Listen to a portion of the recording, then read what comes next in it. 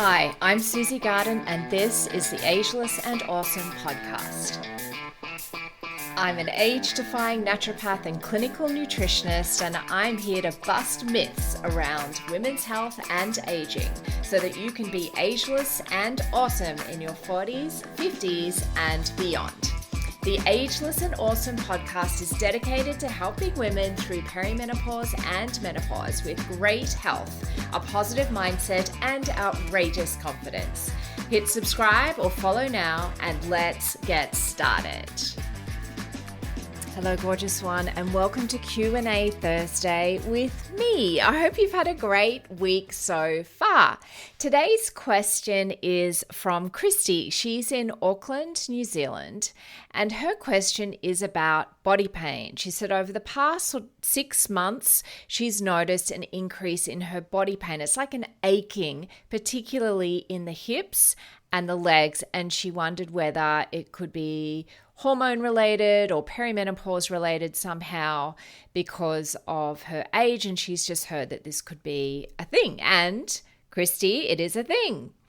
And it's really common. About 1 in 4 women experience joint and muscle pain and stiffness around the time of menopause that they haven't had before.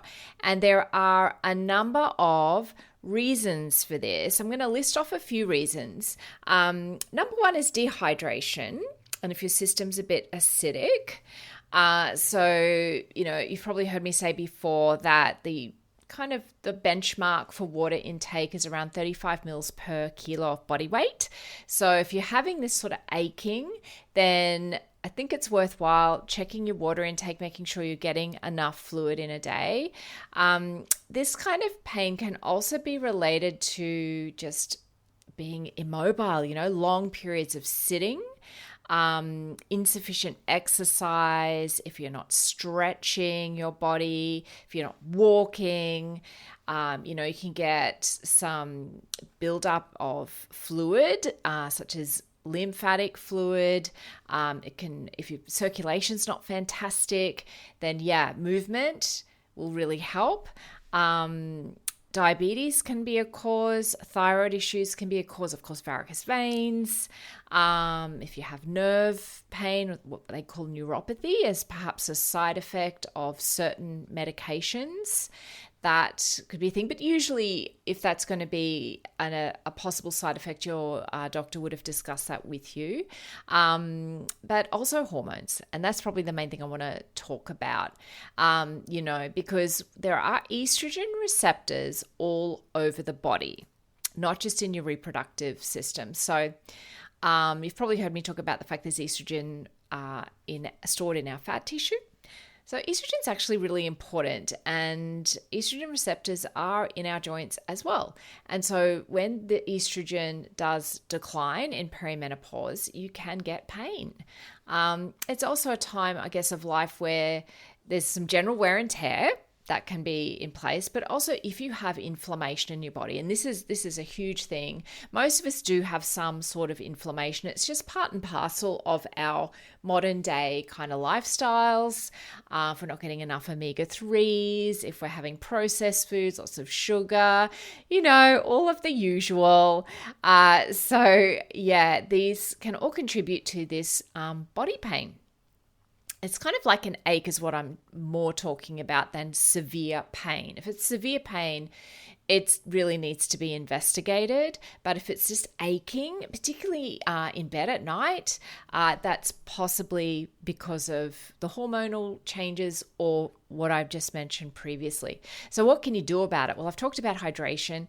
Magnesium can sometimes help. Magnesium's just so good for muscles, it's good for sleep, it's good for, oh my gosh, so many things. And about 1/3 to 1/2 of us are magnesium deficient. I take magnesium every single day. I did do a podcast, I think it was a couple of weeks ago, around magnesium, because the type of magnesium that you take is really important depending on what you're needing to achieve with it. So if you have a look back, gosh, it was only like a couple of weeks ago, I did a podcast, I think it was just a Q&A, and it was called What Magnesium is Best for Me. So if you search magnesium in my catalog, you'll see it there. It's not very far back. So let's see, magnesium, hydration, massage may be useful, particularly lymphatic drainage massage, walking, yoga, of course, stretching, anti-inflammatories like turmeric might be something that helps. So you can either add turmeric to food. Unfortunately, turmeric, it's a very, very strong tasting, and B, it's very poorly bioavailable, so it's hard for our bodies to absorb it from food. So having the high dose in the supplements is often a better way to take turmeric. Also, things like Epsom salts baths are beautiful. So that's magnesium essentially in a bath.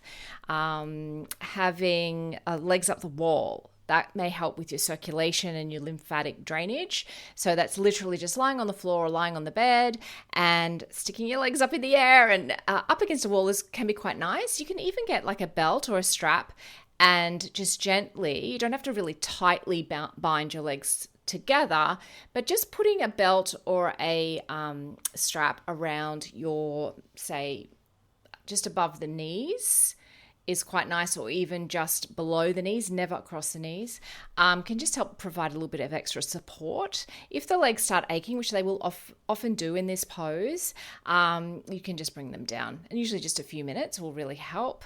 What else? I think, that's probably about it. That's a lot. A lot of these things are very simple and they can help. Another thing I guess you can do is when you're sleeping is you can pop a little pillow between your knees and ankles just to support them, and that may help a little bit as well. So I hope that has been helpful. It is a really common problem, Christie, so please don't feel alone. But the main things I reckon I'd start with are hydration, movement, bit of stretching, and legs up the wall because it's really easy, and some magnesium, if I didn't just say that as my number one. All right, so I hope you have a great weekend. It's upcoming, and if you've got any questions for me, please send them in, either DM me on Instagram, or you can just use the little button on Spotify to submit a question. See ya.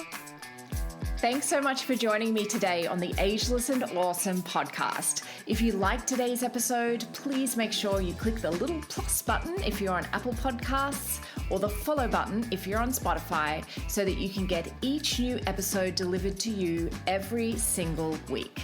If you like free stuff, and who doesn't, then head over to susiegarden.com and grab my 8 essential age-defying secrets every woman over 40 should know right now. Or if you'd like to continue the discussion, head over to Instagram and DM me at Susie Garden Wellness. I'd love to connect with you.